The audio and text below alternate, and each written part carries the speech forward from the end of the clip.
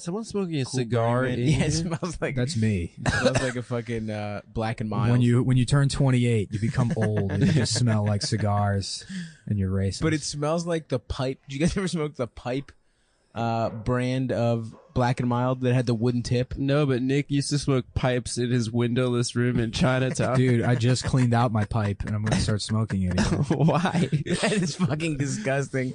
You're just sitting in smoke. Yeah, just smoking my briarwood pipe. My English blend tobacco. Taking showers in a big ass utility sink in the hallway. Yeah. There's this old ass woman that would make soup in that disgusting sink. The big rectangular sink. It was always clogged. You go in there and she'd be like, I'm like, yeah, I have no idea what you're saying. She's like, I'm like, we're not going to get anywhere. I don't know what you're saying. How many people did live on that floor? 9. 9? 9, yeah. 9 people occupied it. I don't know how many people like stayed there. There was some guy, you know what's great is like, cause I guess the doctor wanted to rent it out to other businesses. So the first 2 rooms were like rooms before he gave up and was like, yeah, you can just live here, you know? Yeah. So the first room was another like acupuncture, massage guy. Uh-huh. And that guy was great. I would go bum cigarettes from him. And he would always be sitting watching Chinese movies on the shitty little TV while there was like a naked man behind him on a table. Like a naked Chinese man just lying face down with his ass out. And he would like just sort of like be like, yes. And then like slowly close the curtain behind him to cover the nude Chinese man. And be like, can I get a cigarette? Imagine going to a business Yeah. where fucking it's right next to just you in a windowless room smoking a pipe and some fucking and like 3 children. And for my troll blog career. Yeah, that was Nicole Mullen headquarters. Those were good days. My Yeah. favorite thing about that place is that you had a lock on the door, but the door like was basically like shutters. Like it was like a like Venetian blinds kind of. Yeah. Like literally, if you wanted to steal Nick's $12.37 worth of possessions, you could just karate chop your way into this room. And everyone there Well, what's did know interesting karate. is they built the place with karate. That's true. That's the secret to breaking it down. Is they karate chopped all that fucking equipment up on the walls. There was no like fridge or anything, right? There was just I bought a fridge. I bought a Okay. mini fridge and put it in the. But there's no like common fridge, right? No, and then I had No to sell that kitchen. mini fridge on Craigslist.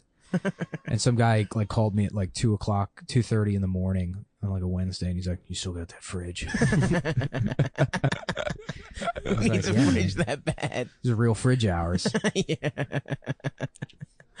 Oh, fuck, man. You know what's so funny, dude? I lived with that Chinese family, and I told this story before, but like the parents didn't speak English. The dad maybe a little bit, the grandma not at all, and then the son and the daughter would have to like translate.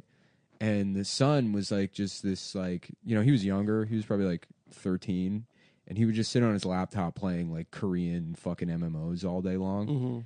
But while he was sitting there, like he'd be like, you know, he was like very like nice and polite or whatever. He's like, "Oh, Nick, my mom wants to know if you can pay the rent like a couple days early this month." I'd be like, "Okay, yeah, sure, no problem, whatever."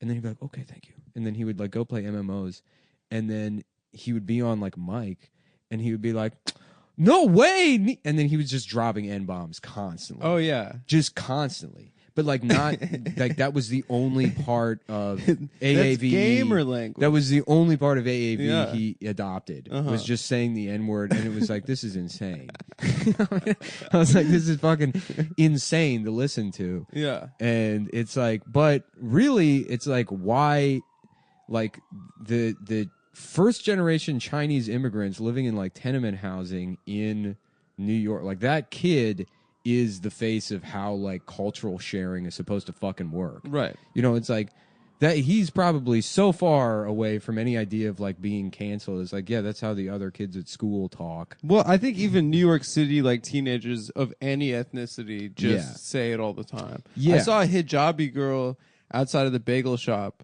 by where I used to live.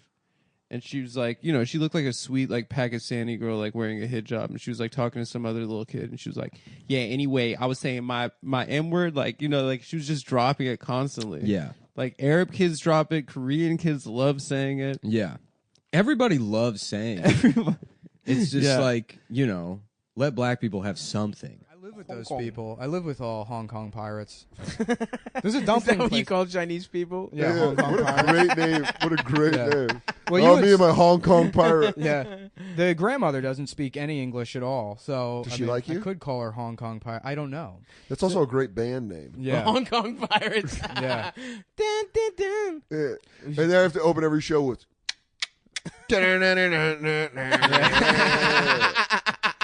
One, two, three, four. They got a hype man that just plays the gong. I think I'm Plays the gong. Japanese.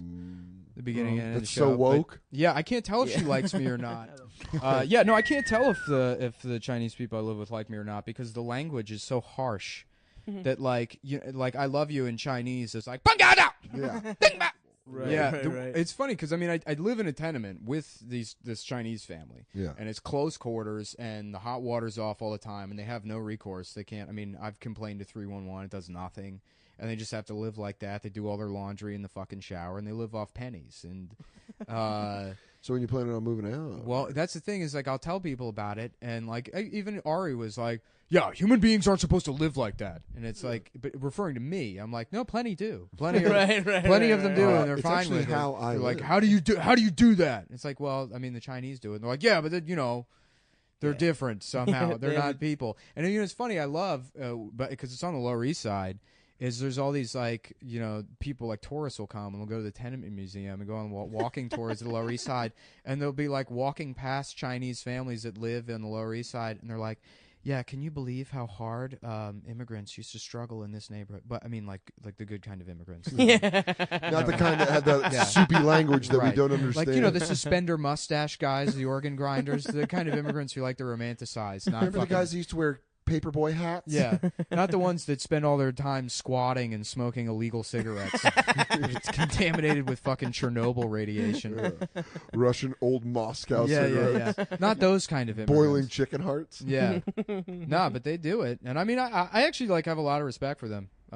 Yeah. Yeah, and they've been like super cool. They kind of almost like my heart melted when the FBI came to my apartment looking for me and I wasn't there, and the fucking dad was like, "Even if they come back, we tell them we don't know you." And I was like, Are you my new dad? yeah. He had no clothes on when he said that too. He was wearing his boxers. He'd eating fish eyes off a plate with chopsticks. And he's like, "Yeah, we tell them we don't know you. It's okay. It don't matter." I tell them, fuck off. Yeah, You ain't cool don't with need me. police. We call transporter. Send you to Hong Kong. We get transporter to bring you back to Hong Kong. I've been hired by your Chinese family to take you over to Hong Kong. Is your name Nicholas Mullen? Well, here's the deal. I've got about 15 minutes to put you in the back of this BMW before half the triads and the FBI come looking for both of us. So get in right now. Yeah. Hi, I'm the transporter. We call transporter. Yeah, transporter. Transporter. Okay. I see him right there. The casual conversation. How you doing, Ling? Yeah, I'll come pick up your boy. Where are we going? Oh, HK. Nice. Hope you don't run into Hong Kong pirates. When I lived in Chinatown, I would just have like chronic lung infections because of all like the black mold in that SRO. Yeah. And so I would just drink NyQuil. And and then I kind of got addicted to it. I'd be like, "Well, guess I have the flu again. I guess I need NyQuil." And then I would just be fucked up on NyQuil for days. That's awesome, dude. Just drinking it all day long, get a nice NyQuil buzz. Being sleepy. Yeah, just get sleepy. Should go get Chinese food and then like read free ebooks.